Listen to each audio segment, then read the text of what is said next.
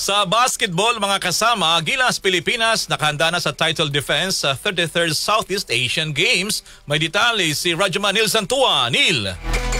Mga kasama, buo ang kumpiyansa ng Gilas Pilipinas men's basketball team na depensahan ng kanilang korona sa paparating na 33rd Southeast Asian Games. Ito ay gaganapin sa Thailand ngayong Disyembre. Kasado na ang ensayo ng tropa kung saan binibigyang diin ang basketball movement, depensa at fast break plays upang mapanatili ang kanilang dominasyon sa rehiyon.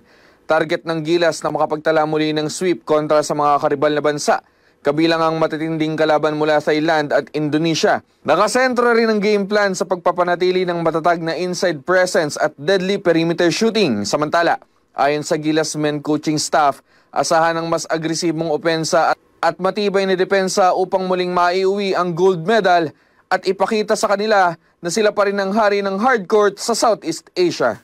Para sa ating RMN Sports, Rajaman Nil Santua, Tatak, RMN.